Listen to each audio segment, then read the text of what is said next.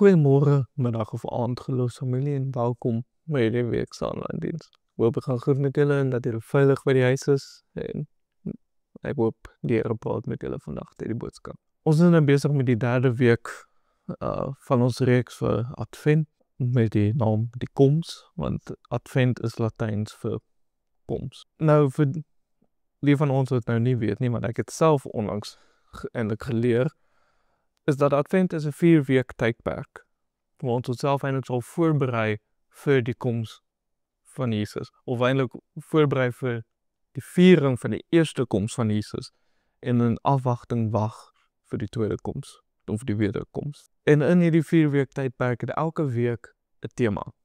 Week 1 het Adrian ons mee afgeskop met die tema van hoop, en in week 2 was vrede gewees, wat ek gedoen het.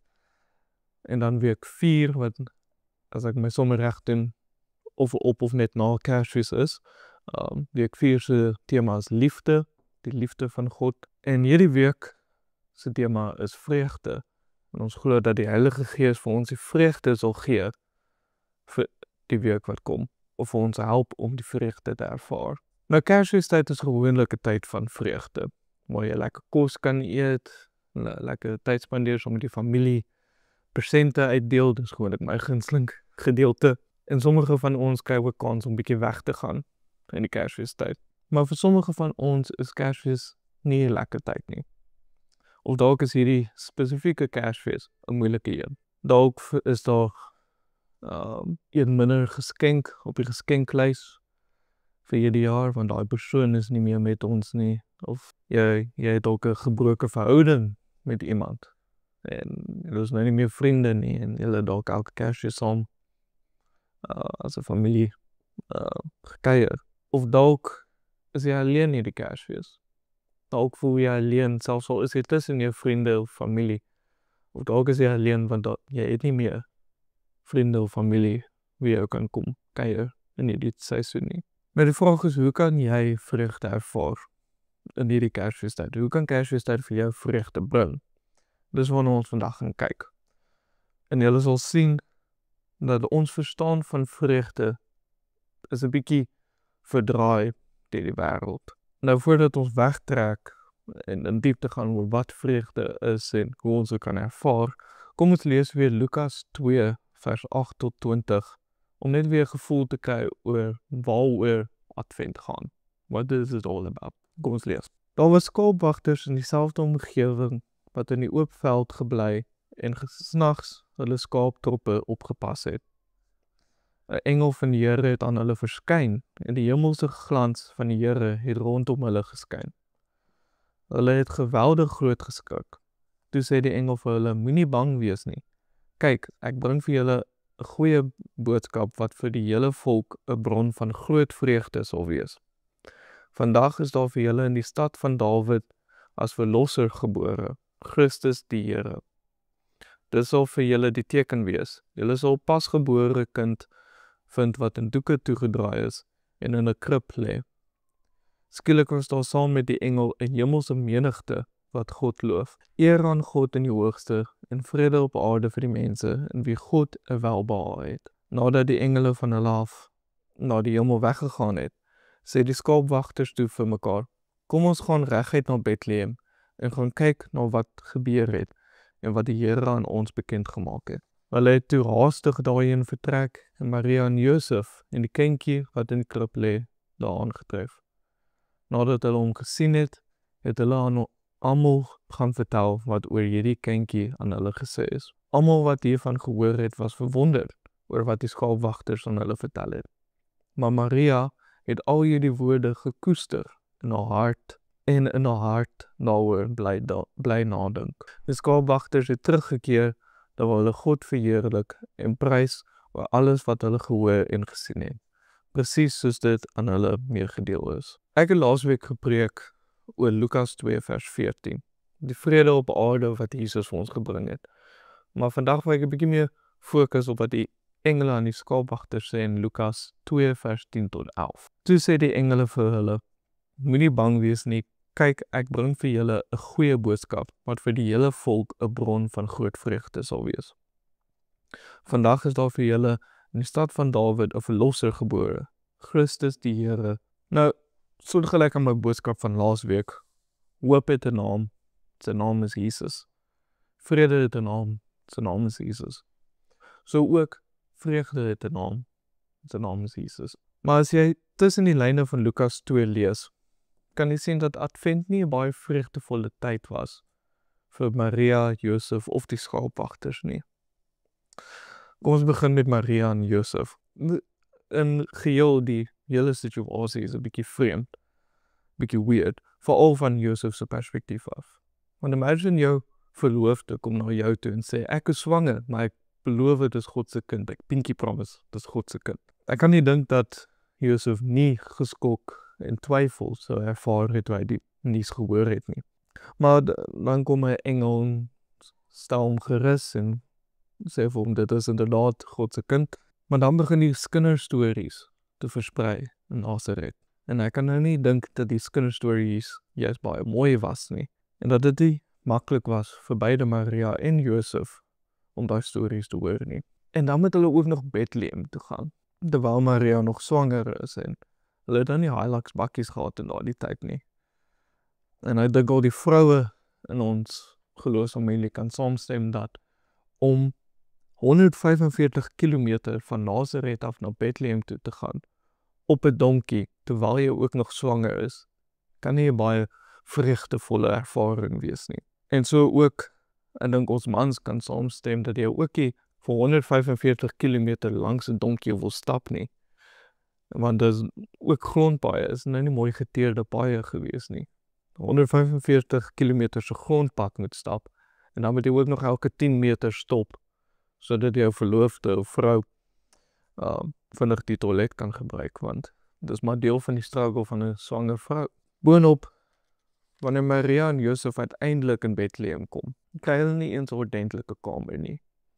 En ek kan nou nie dink Maria het eers beplan om geboorte te gee in 'n dierestal nie. Daarom is ek seker julle kan saamstem wat 'n vuil en gemorsige situasie dit moes wees. Nou, julle kan sien as mense so tussen die lyne kyk, was dit 'n moeilike tyd gewees vir Maria en Josef.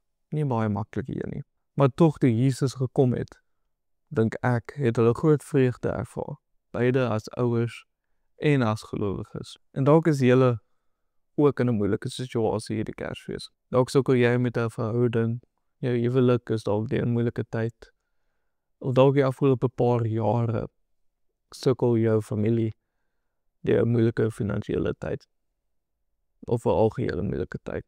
En dit voel asof die Here nie jou gebede hoor nie. Advent is 'n tyd waar ons in afwagting wag vir Kersfees, die eerste koms van Jesus. En dit word dikwels gepaard met die verwagting om God se stem te hoor, dat God se stem sal deurbreek in ons slegte kontekste, of in ons kontekste van swaar kry. Advent dra die belofte van vreugde, die vreugde van Jesus wat gekom het. Maar sommige van ons wag nog of hoop nog dat daai vreugde deurbreek in ons alledaagse lewens. En as mens tussen die lyne van Lukas 2 lees, kan ons sien dat dit is wat met die skaapwagters gebeur het. Nou rondom die tyd toe Jesus gebore was skaapwagters dikwels randfigure gewees. Hulle was vuil mense en hulle baie basiese werk gedoen. Hulle het nie veel opleiding gekort om 'n skaapwagter te wees nie. So dit was al gesien soos die maklikste werk wat jy ooit kan doen. So hulle het nie veel respek gehad in daai gebied nie. So ook hulle het die hele dag gespandeer in die velde om skape op te pas. So hulle het nie tyd gehad om die rituele en die wette van die fariseërs na te kom nie. So hulle was ook as onrein beskou deur die kerk van die tyd. So skaapwagters, hulle was randfigure in sosiale sirkels, en dan ook nog in die kerk was hulle nie toegelaat om in te gaan nie, omdat hulle onrein is. So om skaapwagter te wees was 'n moeilike ding. Dit was 'n lewenstyl en nie iets wat mense kies noodwendig om te wees nie. Dit is al iets wat jy doen om te oorleef. Hulle was so weirdos gewees, die randfigure, die mense wie ander mense geboelie het, of die persoon wie ander mense sou geboelie het. Nee, hulle het die mense geboelie nie, maar ja. Dit was sleg om skaapwagter te wees, ek dink hulle kry daai boodskap. Maar tog, God kom na hulle toe eerste. God kom na hulle toe om die goeie nuus te bring. Die nuus wat vreugde na almal sal bring. En soms kan ons ook voel dat ons randfigure is, dat ons nie worthy of waardig is om in God se teenwoordigheid te wees nie. Soms voel ek dat ek nie goed genoeg is om een van God se kinders te wees nie. Maar selfs vir God was die skaapwagters goed genoeg gewees om deel van sy koninkryk te wees. En so ook is elkeen van ons ook waardig genoeg om deel te wees van God se koninkryk. Ek sal graag ook wil kyk na Lukas 2 vers 19. Ons gaan terug na Maria toe nou. Maar Maria het al hierdie woorde gekoester in haar hart en in haar hart daaroor bly nadink. Wanneer ek Lukas 2 vers 19 lees, dan wonder ek of Maria getwyfel het. Of sy bang was dat goeders verkeerd sal loop. Dat dinge nie reg sal loop nie. Dat dinge nie reg sal uitwerk nie. Toe sy pas geboorte gegee het in die Jesus kind in die dierestal, wonder ek of sy bekommerd was oor sy gesondheid. Gaan hy oorleef, gaan hy siek word? Sy het nou net geboorte gegee in 'n dierestal. Dalk gaan hy doodgaan van 'n infeksie of iets. Dalk het die kinderstories van Nazareth nog deur haar kop gedraai. Ek bly dink oor die stories, die slegte stories van mense by die huis van haar versprei het. Sy word dalk meer bekommerd, want sy dink die stories gaan nou net nog erger word. Want dalk lyk Jesus niks soos Josef nie. Dalk die nuwe Jesuskind gaan hulle net bewyse gee dat hy is nie Josef se seun nie. Maar toe kom die skaapwagters. En hulle prys die kindjie en hulle verkondig die woord dat die Messias gekom het. En hulle gaan net versprei die goeie nuus. En ek dink die aankoms van die skaapwagters was 'n bevestiging vir Maria dat God aan die werk is, dat alles oukei sal uitdraai. Mag ons ook skaapwagters wees vir iemand anders in hierdie moeilike tyd, of enige moeilike tyd. Mag ons ook God se bemoediging en bevestiging vir iemand anders bring en hulle 'n woord van groot vreugde bring. Nou, ons het baie gepraat oor vreugde. As jy tussen die lyne van Lukas 2 lees, kan ons sien dat ding nie baie vreugdevol dalk was nie. Maar tog is dit die verhaal van Advent vir ons 'n verhaal van vreugde. Maar die vraag bly staan, wat is vreugde en hoe kan ons dit kry? Die wêreld van vandag het vreugde 'n bietjie verdraai. Ons sien vreugde en geluk as dieselfde ding. Maar in realiteit is hulle twee verskillende goed. Vreugde is nie 'n emosie nie. Dit is iets wat jy kies. Joy is not an emotion, it's a choice. So, geluk of happiness is 'n emosie. Geluk is iets wat jy ervaar, soos wanneer die Springbokke 'n wedstryd wen. Daai gevoel wat jy dan ervaar, dit is geluk. Terwyl vreugde is iets diepers. Of amper sê jy moet al besluit om vreugdevol te wees. Nou, om 'n beter verstaan van dit te kry, kom ons kyk na Jakobus 1 vers 2 tot 3.